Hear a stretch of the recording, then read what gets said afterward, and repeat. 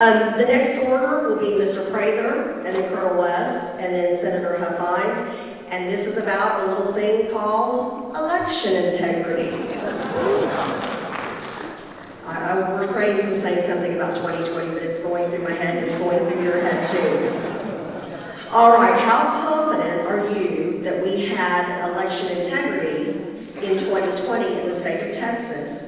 And what is your plan to ensure every legal vote in Texas will be counted? No, we did not have a good election, did we? There's no question about it. There's meddling. There's been meddling in every election. There's been meddling on both sides. Don't fool yourself. And it has been for generations. There's no greater privilege than to be able to go and vote as an American and trust that your vote is going to count, that the person that you selected is going to be the person who has that delegated authority to represent you in your state or your national county. I do believe that there is no place for machines to be counting those votes.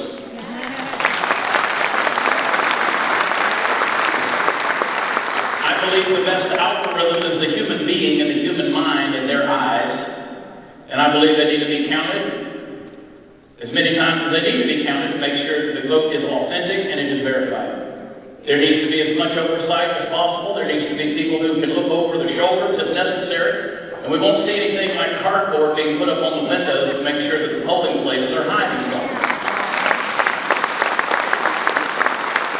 We will make sure that voter integrity is enforced to the fullest extent of the law, and anyone caught voting or actively participating in illegal voting will be punished as a federal crime. It will be a felony. We will demand forensic audits for every single election. In fact, contrary to what Senator Huffines says, when I win this election, I will demand a forensic audit of my own election. Because I want to know that I know that I know that I know. There's nothing better than having having integrity in your heart and knowing that something counted. And folks, we've got to defend this to the full extent of our being. And it's a beautiful thing in this country. And a lot of people are coming out and saying they don't trust the voting process anymore. Folks, they can only turn the knob up so high. They didn't turn it up high enough in 2016 when they thought they had a shoe-in with Hillary Clinton. They turned it up way too high with Brandon. Because we know Joe Biden didn't get 81 million votes. We know he didn't. So what do? You be the algorithm that God created you to be, and you overwhelm the system by showing up and casting your ballot and making sure that we prove them to be the frauds that they are. All right, Colonel West. Back in 2012, in my congressional re-election race, I ran into a little voter fraud. We had a county clerk by the name of Gertrude Walker that they caught on tape going in and manipulating ballots. And we knew that right after about midnight there was a 3,000 vote shift. We had a problem with voter fraud in the United States of America. If you recall the words of Joseph Stalin, he said it is not the person that casts the ballot that matters, it's the person that counts the ballot that matters. And when I look at what is happening here in Texas, the number one thing that we need to do, you can pass all the laws that you want, but you must enforce those laws. And there's really something to be considerate of. And SB 1 passing here in the state of Texas began on pages 72 to 73 and took voter fraud from being a felony and it brought it down to a misdemeanor. And what message are you sending to people if they're not going to be charged with a felony, but instead a misdemeanor? And we have a Speaker of the House that said he would not take that bill up. That's where you need strong leadership. And furthermore, I would not have signed that bill. Obviously, someone did. Maybe they didn't read the bill. But the most important thing is when you look at what has happened in Harris County, Chris Hoffines, who was the county clerk there, who was the treasurer of the Texas Democrat Party, appointed by Lena Hidalgo, he should be in jail.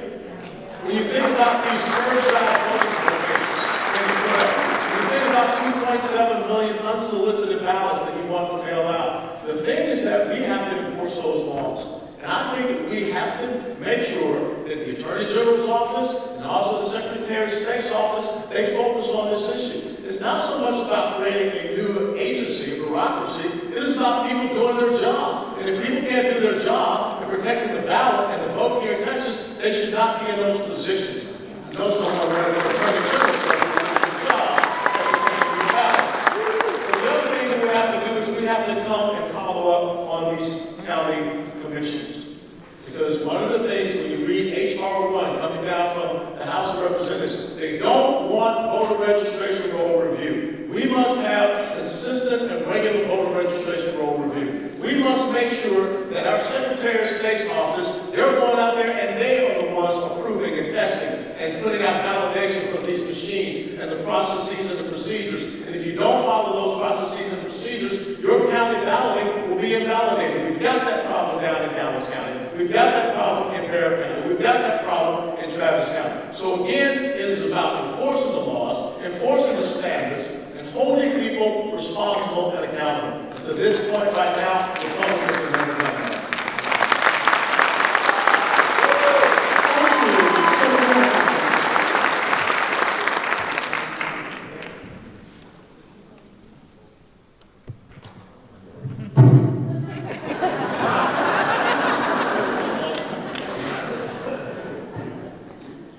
Well, look, we know people cheat in elections. People have cheated in elections since there's ever been an election. The Romans and Greeks probably cheated each other. It's the foundation of our constitutional republic is to have confidence in our elections. And when that foundation breaks, all heck is going to break loose. It's imperative that we have confidence. Well, I'm proposing to give you confidence and to create a new law enforcement division. Because what this is about is enforcing the election laws. We've got a lot of laws and that's great, but we don't have any enforcement of the laws. So my proposal is to create a new government, law enforcement division. It's called Government Corruption and Election Integrity Division. It can have up to 500 officers in it, one will be assigned to each county. They're going to be completely familiar with the laws, the election laws. They'll follow the ballots. They'll be in between the two parties. They'll be in central accounting. They're going to know the software, who owns the software, who programmed the software. And better than that, we're going to have a new court system. Have a 3-judge panel. We're going to have a new prosecution system so we can get convictions. And we can move the venue out of the counties where these violations occur. Government corruption is real. Election fraud is real. Who are you going to call?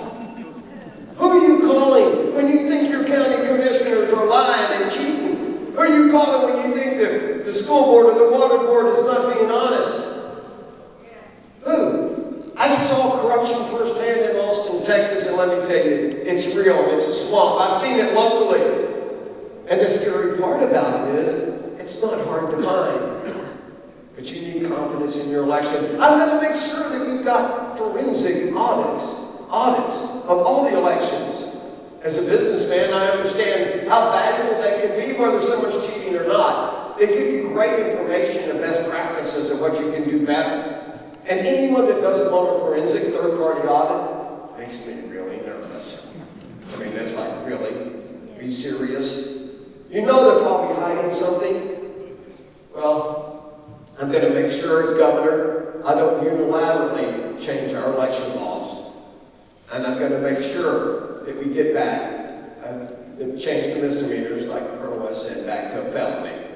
And the Huffines administration, you're going to have confidence in your elections.